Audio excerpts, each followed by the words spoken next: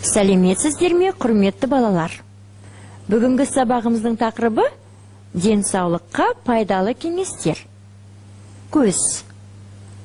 Ал сабағымызда біз сіздермен жаңа сөздерден бастаймыз.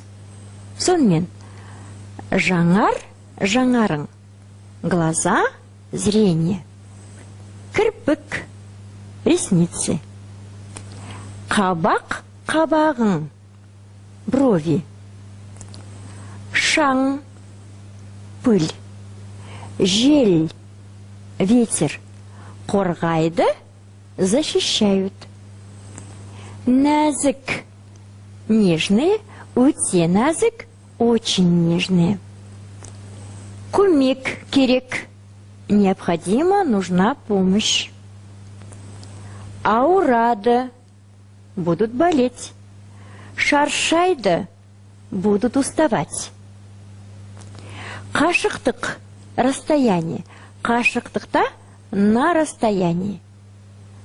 Қатты шығармай, не громко. Аз ғана, недолго, немного. Сонымен сабағымызды көзге байланысты өлеңмен бастаймыз. Көзің екі жанарың, көз көреді, барлайды, оны кірпік қабағың шаң мен желден қорғайды. Адамның жанары өте нәзік келеді. Егер кітапты жатып не болмаса жарық сәулесі аз жерде оқысаң, көзің ауырады, шаршайды. Осындай кезде оған көмек керек. Ол үшін мақтаны қою демделген салқын шайға малып, көзіңе бас. Осылай 5 минуттай жатсаң, жанарың демалады. Көзің ауырмаса да, жылына 1 рет көз дәрігеріне көрін. Теледидарды 2,5 немесе 3 метр қашықтықта дауысын қатты шығармай, аз ғана уақыт қара.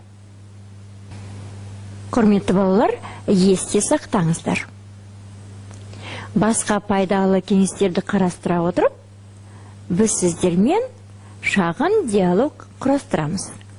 Ал оның алдында жаңа сөздермен танысамыз. Тамақтанбас алдында, перед едой. Сабын, мыло сабындап, намылив. Үстел басында, за столом. Түзу, ровно. Ұмытпа, не забудь. Астарыңыз дәмді болсын. Приятного аппетита. Асықпай, не торопясь. Әбден шайнап жеу, тщательно пережевывая. Желдет, проветри.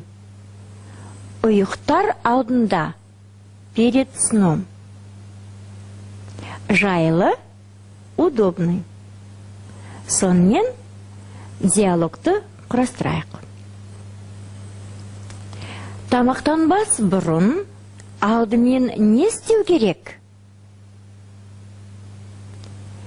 Тамақтанбас алдында беті қолынды сабындап жуу керек. Үстел басында қалай отыру керек? Үстел басында түзу отыру керек. Нені айтуды ұмытпа?